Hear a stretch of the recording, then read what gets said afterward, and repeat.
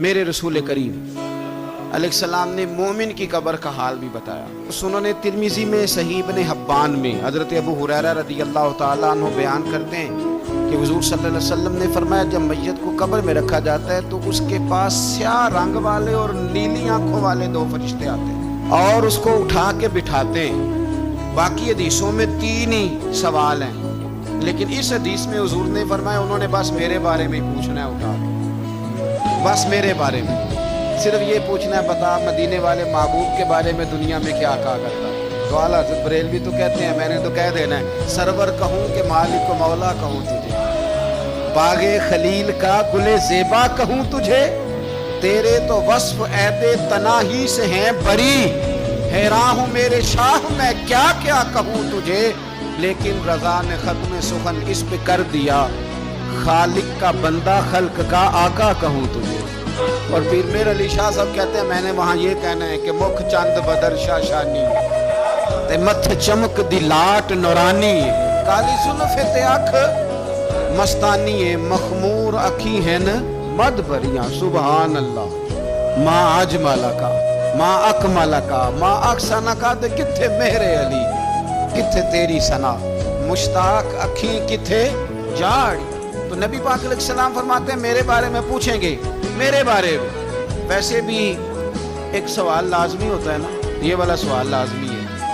من ربو کا پوچھ کے نا تو جنت جہنم کا فیصلہ نہیں، ماں دینوں کا پوچھ کے جنت جہنم کا فیصلہ.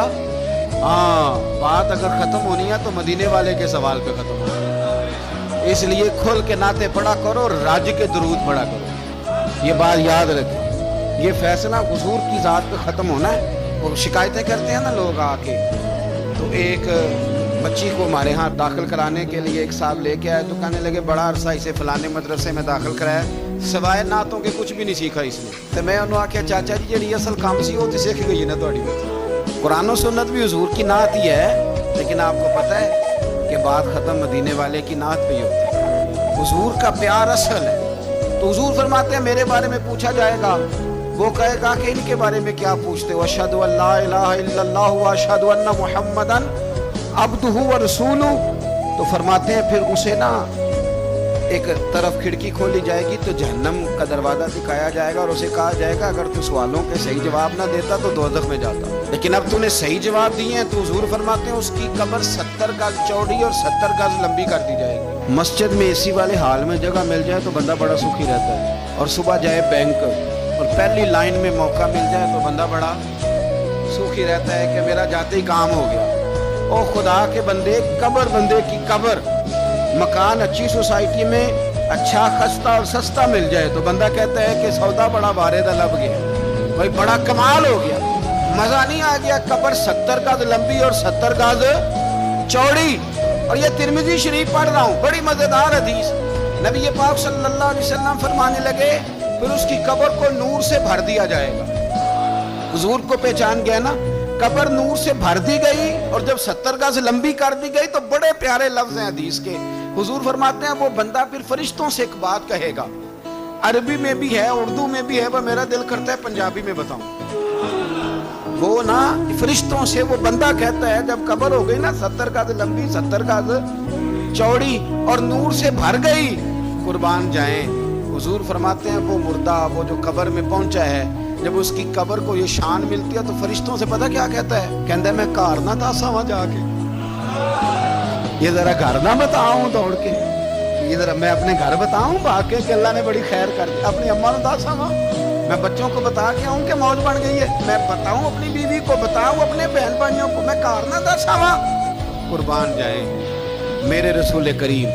فرماتے ہیں فرشتے اس سے کہتے ہیں نہیں تو کسی کو نہ بتا، نم کا نومت عروس، تو اس طرح سو جا جس طرح پہلی رات کی دلہن سویا کرتی. وہ بڑے چاؤں میں سوتی ہے، وہ بڑے پریم میں سوتی ہے، نئی زندگی کا آغاز ہوتا ہے تو سوتی ہے.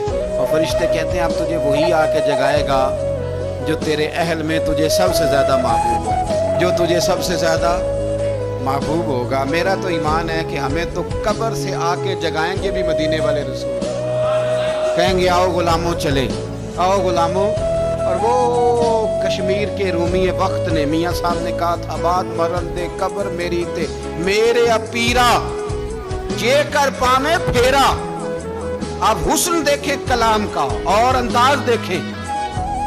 बाद मरन दे कबर मेरी ते मेरे अपीरा जे कर पावे फेरा।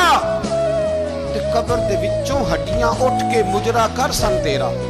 तो एक दफा आ तो सही, मैं लोगों को वजद करके दिखाऊंगा। तो देखो ना वो आ जाए, वो आए हैं मेरे मजार पे आज। देखो जरा रंग तो देखो किस तरह निराला और अनोखा हो गया। वो खुद आए हैं। मोमन की कब्र जन्नत का बाग बने, उसे नवाजा जाएगा, उसे दिया जाएगा, उसे अता किया जाएगा।